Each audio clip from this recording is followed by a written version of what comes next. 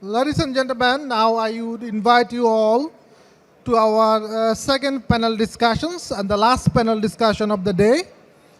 The topic of the panel discussion is very interesting.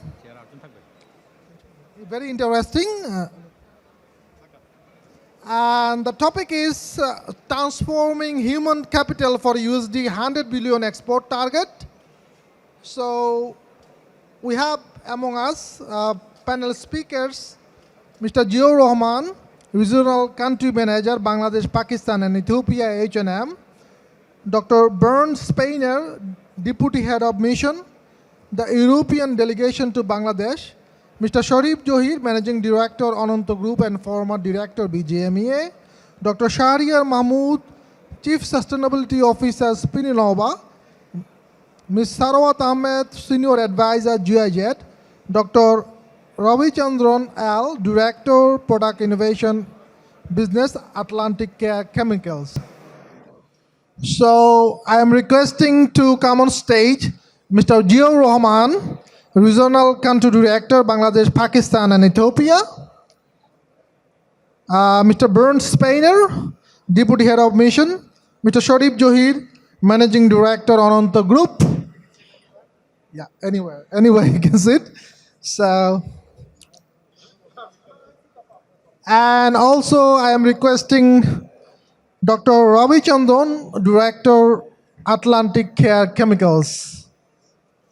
Dr. Ravi Chandran is among us? Okay. So, before starting the panel discussions, I am sharing some points for the attention of the honorable speakers. So, you are requested to answer your questions, each question with maximum 3 minutes. And after our round of discussions on stage, we will also take a few questions from the audience. So we can start. I would like to start with Mr. Sharif Johir, Managing Director of Ananta Group and former Director of BGMEA. So my question to you, sir, in Bangladesh, we still see a lot of Sri Lankans and Indians are working in the apparel industry. So what are the skills, for what skills actually the entrepreneur hired them, which are apparently missing in our country professionals? So I see this industry, the way we are serving, it's a service industry actually. We are basically giving out services. Even if you think about the workers or our associates that we call, even for them, the way they run the machines, it's basically a service. So they have to understand what the industry requires in terms of product quality, in terms of the aesthetics, the market ideas. So starting from the associates, as you go up to supervisors, mid-level management or senior management, it's basically the understanding of the industry itself. And you have to understand that we are dealing with a market that is overseas, basically. It's an international market, right? We're dealing with Europe, US market. So the way I see this industry is the understanding of the market is very important. And that is a reason why we need to be international. So when we run our organization, we don't really see Bangladeshis versus any other nationalities. It depends on the expertise, the experience, the professionalism, the product understanding. All those are important. Now, if you look at the casual products, like the basic products or the products that Bangladesh have been doing for a long period of time, obviously we have more expertise within the country. But the moment you touch any new product, be it formal wear, be it outerwear or synthetic products, there's a matter of understanding of the product that's required. So in those cases, we have to rely on expats quite a lot. So if you are, for example, starting a lingerie factory, obviously we have to look at our neighboring country like Sri Lanka, who has that expertise. So the easiest way is to actually transfer the knowledge from there, bring in the expertise with people who have experience in the industry for over 20 years, and then pass that knowledge to locals. For Ananta, we don't see expats as like a temporary solution.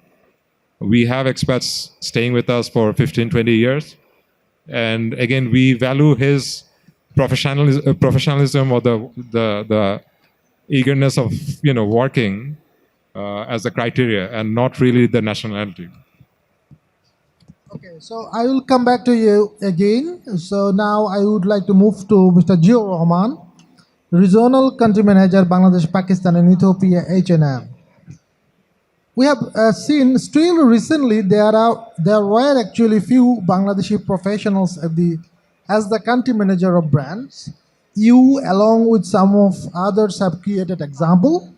But my questions to you is, what are the skills a brand usually want to see in their country manager? If you could kindly share so that the Bangladeshi apparel professionals could prepare themselves. Oh, thank you. Thank you so much. First of all, pleasure to be here. Let's not put a title who came from where. Is human being and everybody born with the same intellectuality. Is the environment, is the education, that takes people to the next level. I think, to answer you very specifically what brands want, when you talk about in our industry, I think it's all about the communication. So if you're smart on communication, I think that's good enough. And communication doesn't mean that you need to speak really native English. That's not required. Quite often we fall into that trap that I really need English to be, I think my English is far below than a lot of people here because I don't speak English at home. I didn't go to English medium school. So, I think if you can talk, let's say average English speaker, I think that's good. But then you need to connect the dots. I think for the communication, that's super important. And I think a local brand country manager, if you need to be a little bit smart, street smart. Because, this is an industry, I would say a million things happen. Almost every day, there are things happening. And how do you connect? And we have a tendency to focus a lot with the operations. Of course, we drive a lot of operation here. But then, if you're a country manager, you really can't do everything by yourself because then you have a team to do. You need to learn how you divide the operational and the strategic work. And how do you connect? How do you bridge it together? That, for me, is like a street smartness. If you do that well and you connect the dot with the communication, I think it's rather a blessing that if you are a local, because if you talk about an expat coming from outside, they come from a different background. If you talk about knowledge, that we need, no doubt about it. If you talk about new machineries to run, new innovation to run, new technology to run, we need that skill to be transferred. But on a leadership perspective, it's rather better that if you have a knowledge from here, that's a homegrown, you understand. Let's say if I have a huge supply chain that you run. In the supply chain, everybody talk Bangla. 98% of our supply chain owned by Bangladeshis. So if I understand the Bangladeshis culture, I think I'm much ahead than a lot of other people, right? So I think, I notice in the corporate world that, especially in the trade, that when somebody got a little bit of a higher position, like a department manager to hire senior managers, they have a tendency to go back to the business.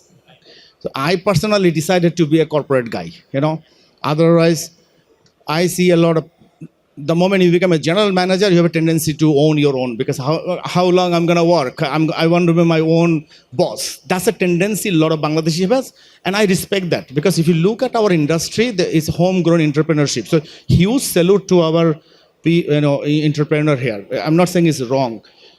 For that reason, the people who are going a little bit higher and taking to the bigger steps, I see a vacuum, a lot of good knowledge, a lot of people who are really enthusiastic for their work, they're disappearing. If you can fulfill that, I don't think that any Bangladeshi have a little bit less brain than anybody else. Trust me, don't. It's just a work. At the end of the day, you go to office, you work, you give your best, and you are accountable, you are responsible at the same time as well, and be a good human being. That's it. It doesn't. You don't need to be a superhuman, and there is no one superhuman, by the way. Yeah, exactly. Thank you for sharing some of the interesting perspectives. I will come back to you again. And now I would like to move on to Ms. Sarwat Ahmed, Senior Advisor, GIZ. So when we talk about human resources, workers are one of the main elements in our apparel industry. GIZ is running quite a number of programs for workers. So I would like to know from you, what are the main skill gaps among our workers, you think? Thank you, and thank you for calling me here.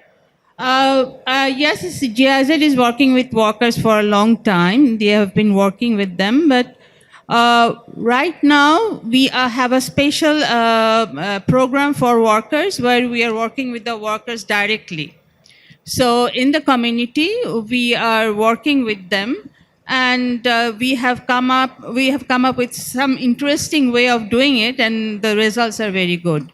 What I think is that when we are thinking about the skill gap of workers, we must think about it holistically. Like there are technical skill as well as soft skill or emotional skill. If we look into these technical skills, we know that there are stitching, pattern making, machine operations, and all.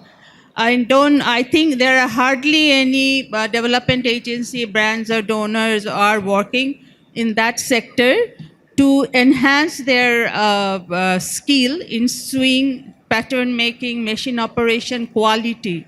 Because most of the cases, these things they are learning from their seniors.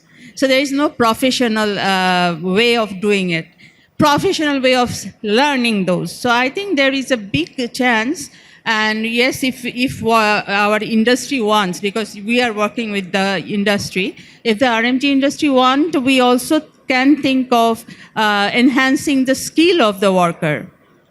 This is one thing in those areas. As far as soft skills are concerned, we know that there are many providers, brands, donors, development organization. We are working for training in the social environmental standard, mainly social standard. The labor law, then occupational health and safety, this sort of thing. Also, to some extent, this life skill training and all, lifestyle training and all, but there are gap there, which we are planning to, we are just trying to mix that gap, which is they must have the idea about the social dialogue. If they know that they are hard, their voices are hard, that's good, great. If they know that, yes, I know how to talk with the management, I know more about this life skills, and they have the negotiation skills, these are the things where we can work. Apart from that, there is also that communication skill and emotional skill. We can just talk about the insurance.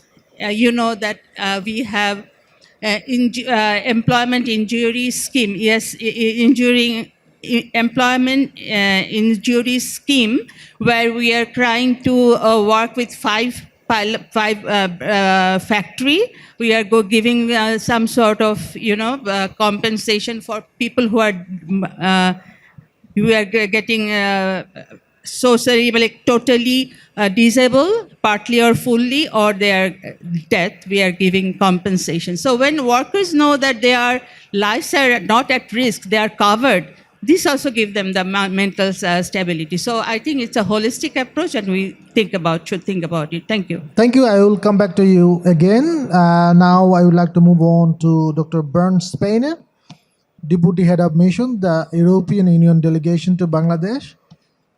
European Union is the largest apparel sourcing destination for Bangladesh. So my questions to you is, when it comes to capacity development of human resources of Bangladesh apparel industry, how can you support Bangladesh apparel industry? Yeah, thank you for being here, and thank you for the question. But I would almost say maybe it's the wrong question, if I can be provocative. Because if there's a lack of skill in Bangladesh, we think there's a connection to a lack of diversifying the economy in Bangladesh. Because let's face it, for the past 10 years, Bangladesh has been growing by 6% every year, and that's a big success. but it was mostly in a sector on low-skilled sector. Also, remittances coming in from low-skilled workers. Now, interestingly, Bangladesh becoming a graduate to near middle income country. I think this business model built on cheap labor is coming to an end. To reach the next step, you need more value addition. You need more skills. And the value addition will drive the skills that are needed. That would be my first point. So diversification is good because it will attract and demand more skills. We as EU support anyway, together with ILO, Bangladeshi workers with reskilling and upskilling programs. So I'm not going to repeat what my ILO colleague Anis said before. But let me make a point. Education. Bangladesh is lagging behind in its expense on the spending on education. It's only 2.1% of the GDP is being spent on education. That's well below what other countries spend in the region on education. And UNESCO recommends 2 to 8%. Bangladesh stands on 2.1%. And then, what kind of education? And we as EU, we have the same problem. I looked it up. We have 70% of businesses in the EU tell us that they don't find enough skilled people. And the reason for that is, for instance, many people in the past years have chosen social science degrees. And I myself did that, political science.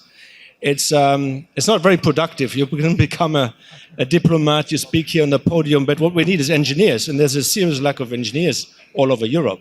So I think we in Europe have to also, and we have to import now engineers, have to think about to have more target education. For that, we need businesses to tell us what they need. And it's been said before, I think Bangladeshi businesses need to tell, let us know which areas we need to support. And I think, and that's my final point here, artificial intelligence will probably revolutionize the whole education system to a degree we are not even beginning to grasp. I read recently in the Financial Times that today artificial intelligence program can pass a business test from Stanford University, a degree. So in the future, knowing that, and already, it's less important to have the knowledge to being taught in a classic university where you spend a lot of money on attending all these classes, but knowing how to use artificial intelligence for your purposes. And that's already the case also here in Bangladesh. When I was visiting Mostafiz's company in Chittagong, and I asked him, do you really have artificial intelligence adopted? And he said, yes, artificial intelligence is already operating on limiting the mistakes that are made in the production process, getting the orders right, having, things like that. So you will all have to acquire those skills in the futures, but we need to know about them. I stop here for the first question. Thank you. Thank you, Bernd. I will come back to you again. And now I will move to Dr. Shahriar Mahmood, Chief Sustainability Officer, Spinova. I have actually two parts of the questions that I would like to ask together. The first part of the question is, how important is knowledge in circular fashion? We are seeing the circular fashion is really coming forward. And how Bangladeshi apparel professionals could be better trained in circular fashion. So if you kindly share your thoughts. Thank you, and it's nice to be here. Great show. It is the first experience for me at Denim Expo, and I believe this is the 15th edition, and it's growing, as I have heard. First of all, regarding this circularity or circular economy, it's an umbrella term. A lot of elements are there. But first, I think if we see circular economy or circularity's role in the growth of Bangladesh towards, for example, $100 billion export, I would say that first of all, we really need to get into. If we see the term circularity or circular economy from Ellen MacArthur Foundation, they have been defining the vision or the view of circular economy. And we have seen the raw material takes a big part there. I think changing the mindset from only apparel to really a textile industry would be the first thing.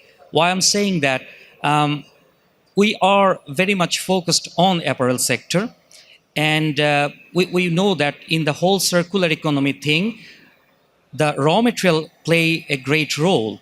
And if we want to produce some circular product, we really need to think about what raw material, because it's starting from the product design. And there is a lot of emphasis on the product design. Designers are looking into, product developers are looking into.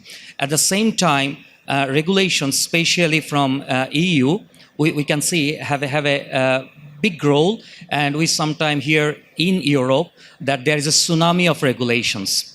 And I think it's we should take the advantage of that, and we have to prepare for that. And how we can prepare, if we go backward linkage towards the backward linkage towards the raw material. And we know that in Bangladesh we literally do not have our own raw material. Almost all the raw materials we import to the country. So somehow to secure the raw material for circularity, for circular economy would be a big thing. And we can see the trend towards bio-based products, and to move away a bit from synthetics or let's say from non-renewable resources. So I would say that raw material, to focus on the raw material would be one of the biggest thing. And if we look into the professional development, or to be prepared for circularity for the apparel industry in Bangladesh or the textile industry in Bangladesh, I think it's very important to understand the circular economy or product circularity philosophy. What is behind that? A designer back in Europe is designing something. We should not see it just as a product. We have to see it what is behind the product, and accordingly we have to see. For example, you have taken a bio-based product and it's meant to be recycled, but through the process, through the chain, if it loses its circularity feature, for example recyclability feature, then we are not keeping this circularity feature or sustainability feature into it. I would really say for the professional development ready for the circularity, we really look into this kind of product related issue, and in each step of the value addition in the textile processing, we really need to take it as an important point.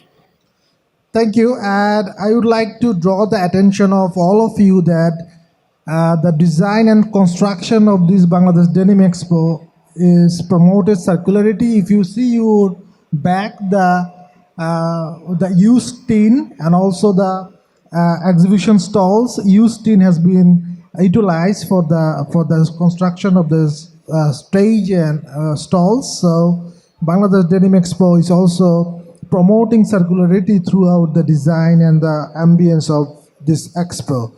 So taking note from the Mr. Sharia Mahmood, I would like to come again to Bernd Spener. He was saying that a tsunami of regulations and rules are coming.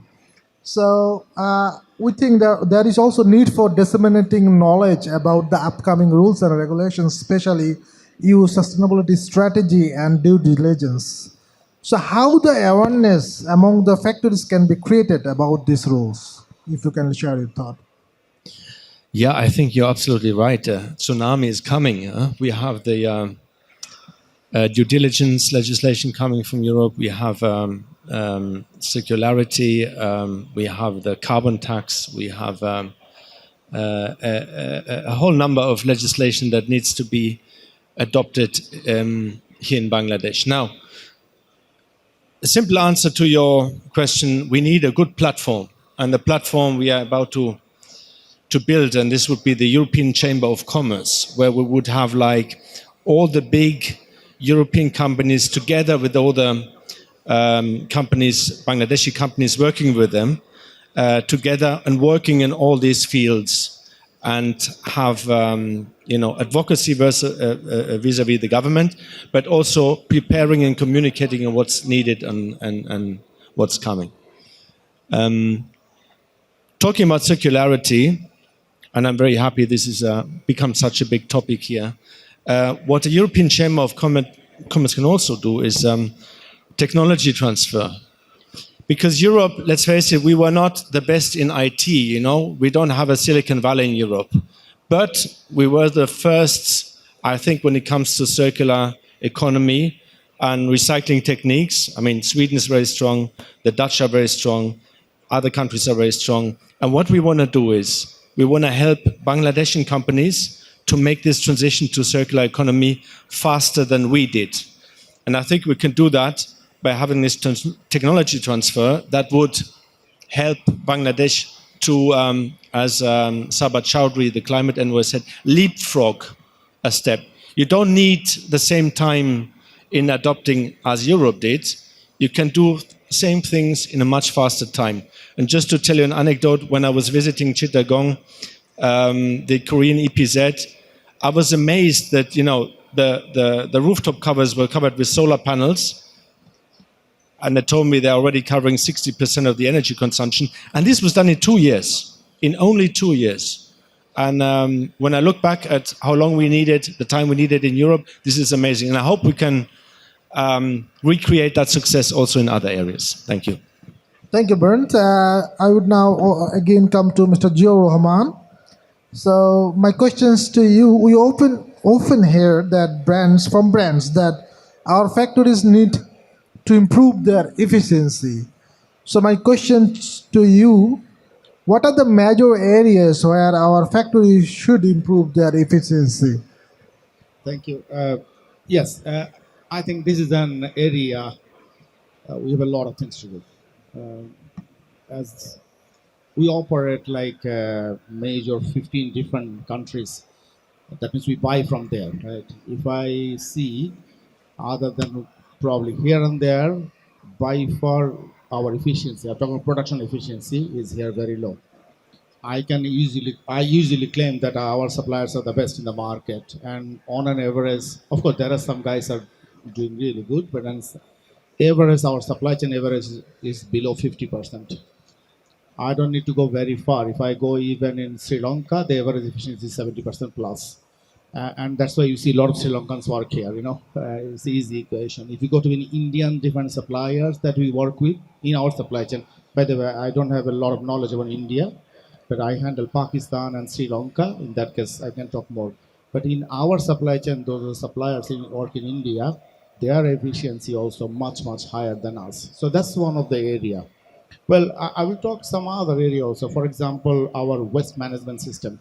The waste doesn't mean the cutting waste. I'm talking about it's starting from the cotton, the spinning, and then that obviously if you talk about jersey garments, it's dyeing, or the weaving for the woven garments, then making the production from the cat to, you know, all the jutes and coming out. And then even we put, if you're in a factory, you will see that a lot of a lot of people put that there is a wastage because it's going to the print, it's going to the wash.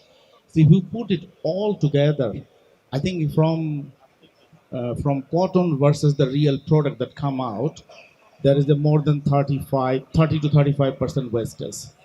This is an area, and nobody gain it. I'm not saying the customers are gaining it or the owners are gaining it. I think this is an area we all can work, and circular economy can help us. I will mention one supplier because I worked in my career 4 years in Indonesia, a factory called Kahatex, and they have a textile industry obviously, and then whatever come they produce a lot of towel, so they utilize them, and then they have a soft toys as well, you know, so whatever waste comes they try to utilize, and then they have a socks as well. So they find their way to work with. I'm not saying that's an ideal scenario for everyone, I'm not saying it, but there is a lot can be learned from there.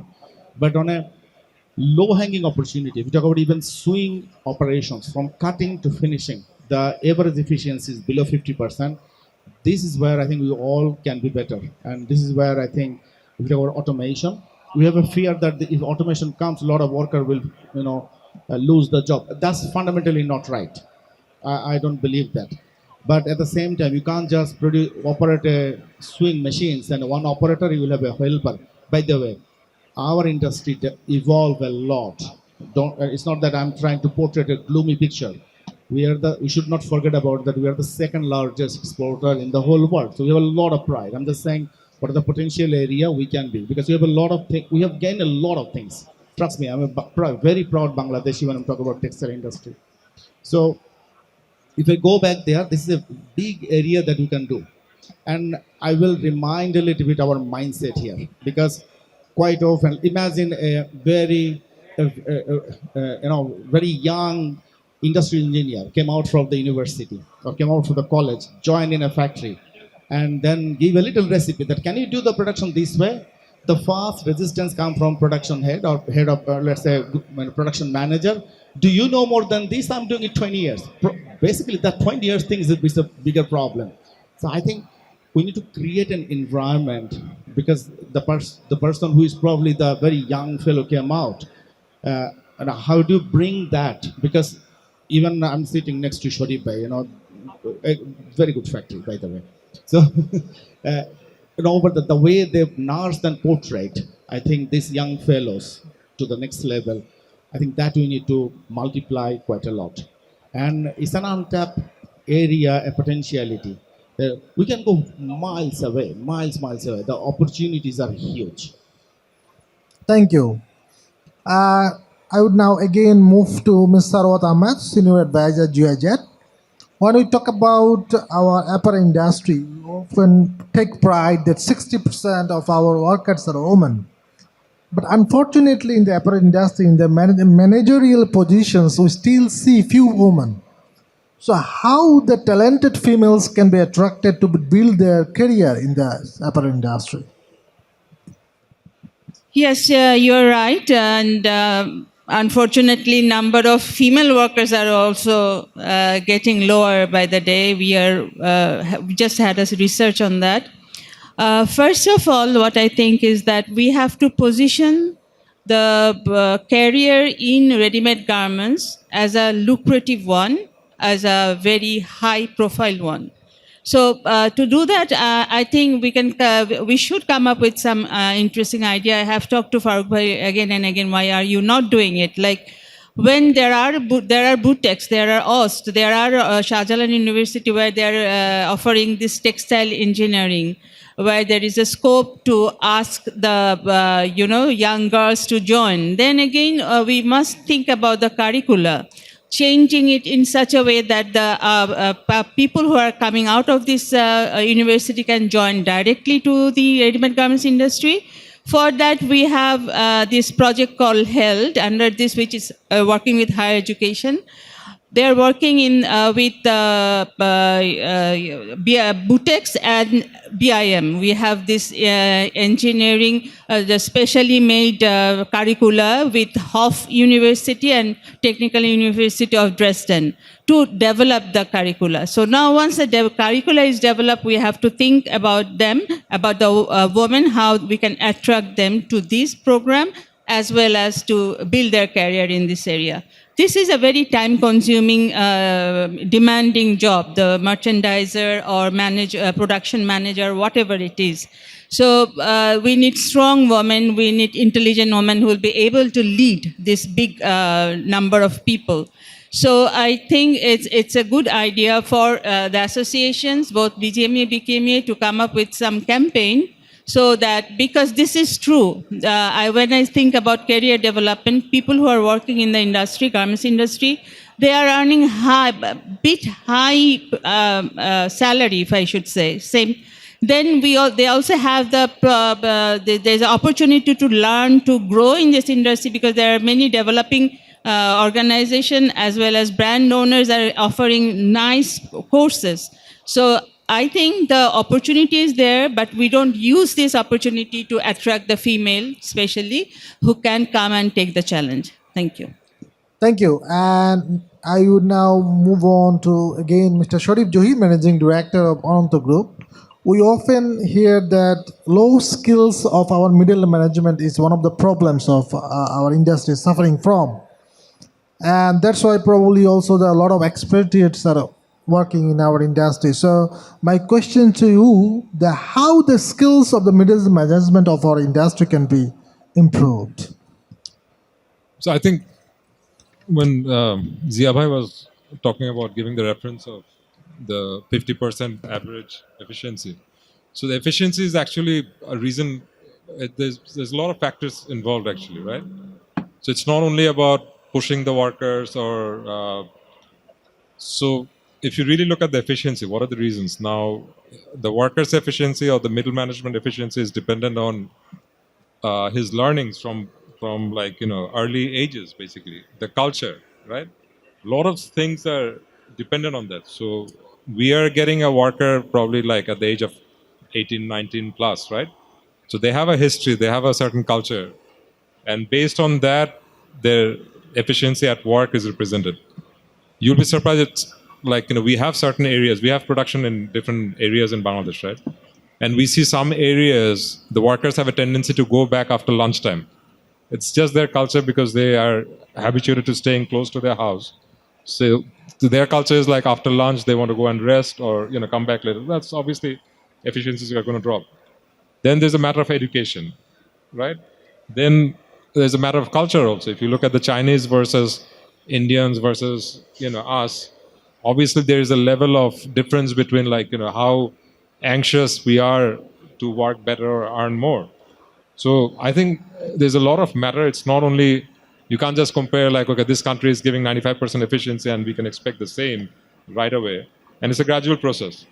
If you look at our neighboring country, India, for example, they don't even, I see like from what I hear from my friends and all, it's very difficult to have an assembly line production over there. They're not used to it, right? So they're skilled in different skill sets.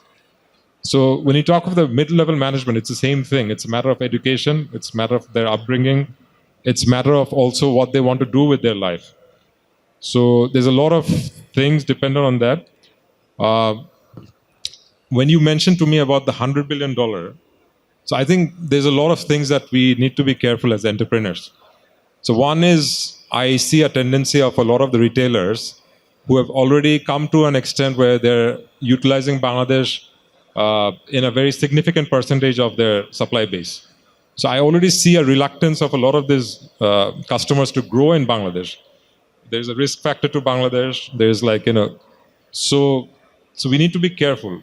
Again, in terms of products, if we are again growing only on the same product categories like the casual bottoms or the denims, I know this is a Denim Expo. I wish Mr. Mustafiz did the same thing started doing the same thing for other products because there's already a saturation in the market. It's a clear supply and demand. If you look at the prices, it has come to a level, it's unprecedented. We have never witnessed such kind of CMs or such kind of FOBs expected from the customer.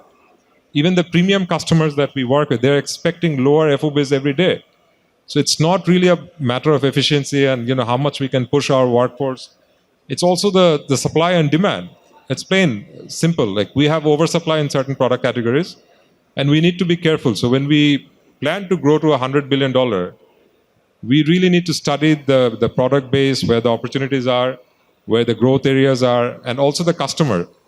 Customer diversification is also, it has come to a point where it's very important to diversify the customer base. So I think that we need to be careful and we need to make a proper study. We have BGMA, we have very charismatic people like Mr. Mustafiz and his team. So we need to explore what other product we can get into, and based on that, we need to set our skill set. So the mid-level management particularly, they need to grow in new product categories. So when it comes to dyeing, for example, I keep hearing like on the knit segment, our dye masters, our expertise is in the cotton knits. And we hardly have those tubular machines or the synthetic knit dyeing in Bangladesh. If you see the reason, the main reason is because of the skill set of the people, of our engineers. So if we are to grow to 100 billion or whatever, like from our existing turnover, then we really need to target product segments, skill sets, and then grow our human resource in those product categories. Thank you. Thank you, sir, for sharing the valuable insights. Now the floor is open to the audience. So we'd like to take a few questions from the audience. Our volunteers are requested to hand over the mics. So, yes. So I think there is a hand raised in the middle. could you hand over the mic, please? So, before asking the question, could you please kindly introduce yourself and also share whom in the panel discussions you want to answer your question? Sure. I'm Akhi Akhtar from Textile Today. I'm managing editor of Textile Today. I want to ask my question to Mr. Ziaur Rahman. Uh, you may know that most of the buyers have moved to open costing. According to so many manufacturers, open costing sets limit on the amount of profit manufacturers could earn. This practice leads manufacturers to offer low OS to their workers too. So my question is not the practice creating obstacles to build a trust relationship between brands and manufacturers? This is my question. Thank you so much for asking this question. First of all, we as a brand, our philosophy is very clear that we don't negotiate the wages, no matter where we operate. So obviously, we follow the rules of the land, but the land of the law, basically.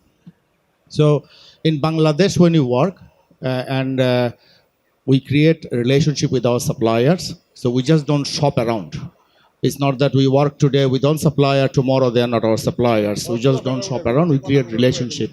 In average in our supply chain, I think more than 6.5 to 7 years. That's the relationship base that we have with our supply chain. There are suppliers who are working more than 20 years.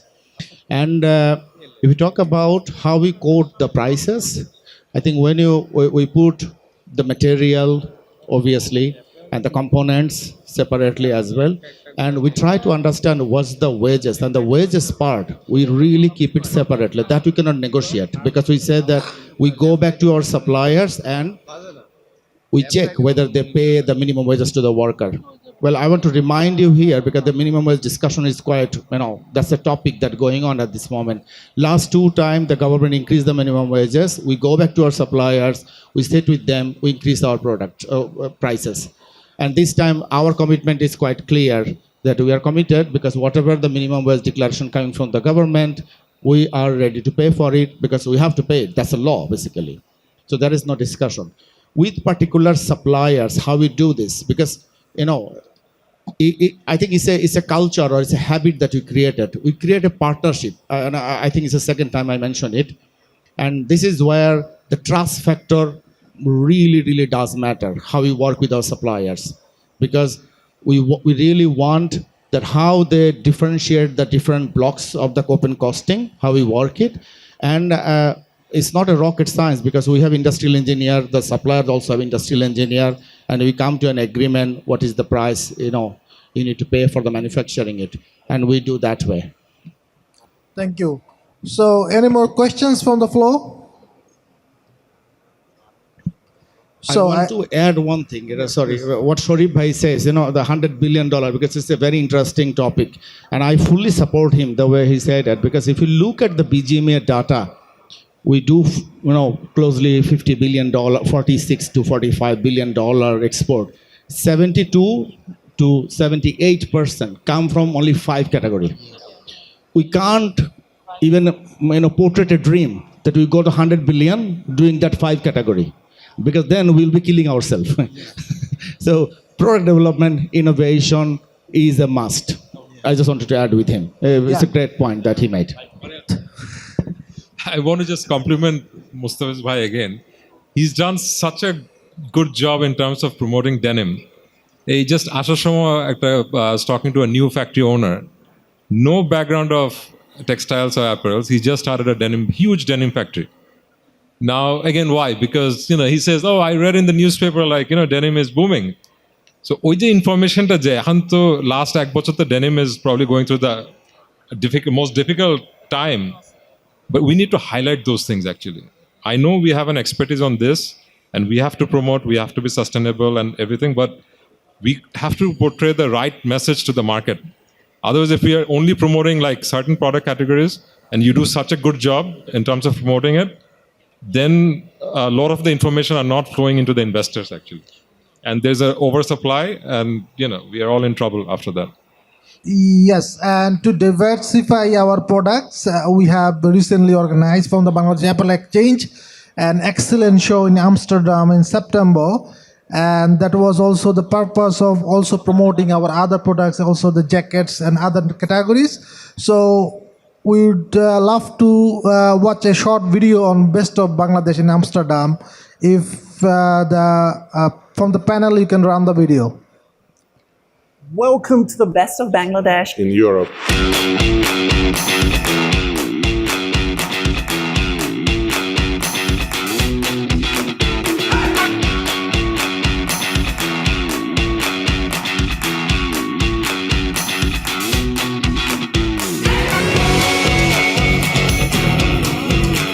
I have many more things to offer to this industry and my country, Bangladesh.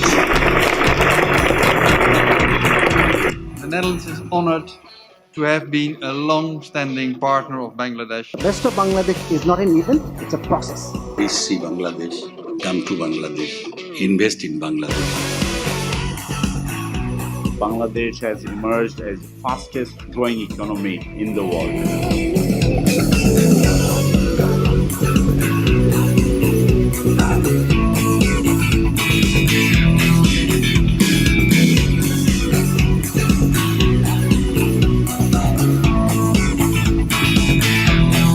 It's a great initiative, it's very good organized, great location, so that also gives a good atmosphere, so well done. I see a number of people's new faces, which is quite interesting for us as an exhibitor to connect the dots. Being at this event really makes me feel part of Bangladesh.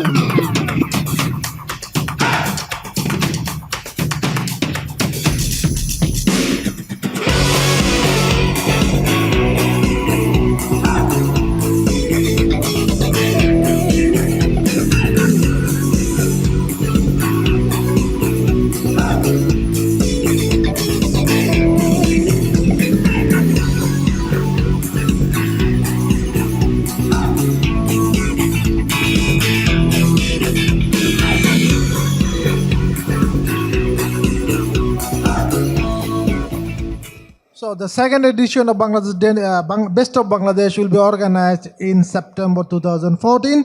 With this note, thank you so much, distinguished panelists, for your valuable time and insights. And okay, so last question from the. I was a bit confused whether to ask the question or not. Anyway, my name is Mostafisuddin. I'm the founder and CEO of Bangladesh Apparel Exchange. I'm not talking about price, wages, and all these issues from the morning. We all are hearing all these things. I'm a bit fed up and disappointing about this. I want to hear some secret from Jia Bhai and both this gentleman, Mr. Shahriar Bhai, since this topic is about the human capital. So first of all, we both feel, obviously Sarat Appa also here, we feel very proud that we have a country manager from the biggest sourcing brand from Bangladesh is H&M. And also Shahriar Bhai is, all of you who don't know him, he is leading Espinova, is a recycled fiber technology, and he's a chief sustainability officer. So he's from Bangladesh. So many people from Finland are expecting what this guy is doing here from Bangladesh. So I just want to hear a question from both of you. Like, I'm sure that many of our young professionals are sitting in this room. They like to be in your positions. They always dream like how being in Bangladeshi they can be professionally successful like Ziaur Rahman or Sarat Appa or Shahriar Bhai. So I would like to hear 2 tips from 3 of you. What our young generation or the next generation should follow and learn to be same as you. Thank you. Well, I go first. First of all, I don't take anything granted. I work like there is no tomorrow. It's a very simple rule for me, at least personally. I don't work like there is no tomorrow, something like this. So I have to finish whatever I need to finish today. And then the question is, 24 hours is same for everyone. If I want to do anything and everything by myself, then I should not have a team. So that means, as I have a team, I have to delegate something to them. So I have to learn how to let go, how to let go to things. So what I was doing yesterday, maybe I should not do it today because I need to develop my team. It's super important. And the most important part, probably among everything, that you have to believe that you are important.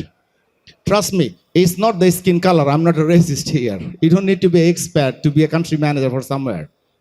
You just need to deliver what you believe and we show it your portfolio. The company will take it. If you are a local guy, you are already one step ahead than your expat because you know the culture, you know the land of the law, you know everything here because it's a homegrown industry, right? So, and sometimes we just think that, oh, the foreign company will never take a local guy as a country manager. Look at our, we have a small WhatsApp group. We call it Deshi Leader. I think most of them are Bangladeshi from there. If you see all our country managers group, right? It is possible. You need to believe it, and you should be accountable and responsible for what you are working. And again, I believe something very crucial. Like I already said it. There is no tomorrow for me. What I have in front of me today, I have to finish it. If I cannot finish within my 9 to 6 job, because I need to go back and have a family to serve as well, that means something is wrong with me. Either I am doing what I'm not supposed to do. If I have a lot of operation, you have a tendency to focus, operation. If a country manager position, if you're a higher managerial position, you have to focus on operation. You are fundamentally not doing what you're supposed to do. You have a team to do operation. You have to do the strategy and you have to learn how to connect the operation and the strategy. The moment you do the bridge, you are the best. You are the best. And don't take it anything granted. Absolutely not, because you don't know tomorrow. Thank you so much. It's not a miracle, trust me. There is no miracle. I don't think I did something very differently. I just did what I'm supposed to do. And I did it every day. I will do it tomorrow again. Thank you, Mustafiz Bhai. I don't know whether I'm in the position to talk now as a position you are looking at too. But what I think is that at the beginning of the career, you have to work a lot. Like you have to give everything, meaning every inch of your strength, because this is a time to learn. Whatever you do, you must like it, you must be passionate about it, and you must always think that I have to do the same thing but differently. How it is possible to make it more effectively. If something is not there to support me or you need something, nobody is giving you, then you have to produce it, because there is nothing called it's not possible. It is possible. And believe me, if you have this mindset, it is possible for you to do whatever you want to do. Believe in yourself. Believe that whatever passion or dream or mission I have, or the target I need to reach, it is possible by myself. Maybe this may be very weird to others, and they will see, oh, what you are thinking is never possible. But no, if you want that, it is possible that you will get it.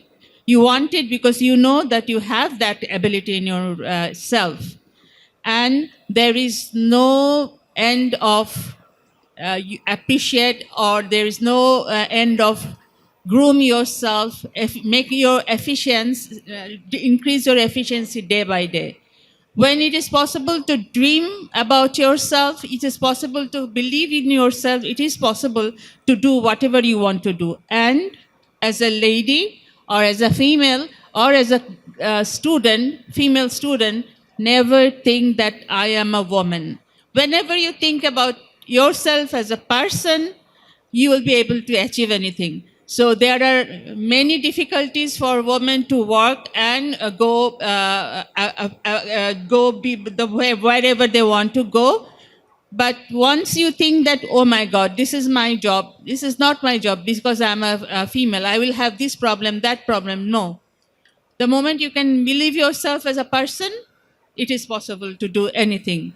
And if you want, it is possible, because you have lots and lots of example, even in our Bangladesh, the lady who are running multinationals, Bangladeshi running multinationals, working in the different field, working in a very high profile organization with a high profile position. So it is possible. Just don't think yourself as a female. You are a person. You are a manush. That's all. Thank you. Shariar bhai, yes. No, I'm not he's a beautiful person. I mean, he has a beautiful mind. That's why he appreciates. I'm not in a position, honestly, to really guide anyone how to be successful. But what I can do, that I can share something, how I have been to this, in this journey and up to now here. I think that we have to make ourselves smart in everything, in our deed, for learning, and in our acts, in almost everything. And then you should have, I think, a vision, a dream. Basically, you should dream for big. Maybe you will not be able to achieve that, but I think you should try to dream big, really. I have been working in this industry actually in Bangladesh back in 99, 2000, on that time. What came in my mind, that I have been actually literally following what, let's say, I have been working a lot of orders for Levi's. It just came on top of my head. And we were doing a lot of production. Came in my mind, why we can't develop these products ourselves. I can see on that specific time, I can see that there is a very less scope for us. And then actually I literally look for who are providing these kind of products, who are designing, can I work with them? And literally I have been searching for opportunities around the globe. And I have been fortunate to be in Finland with a job where I can see that I can implement what I have learned so far. And if I have some creativity, some knowledge I have gained, I can really utilize that freely. That there is a culture for that. And I have been working hard, quite hard, I would say.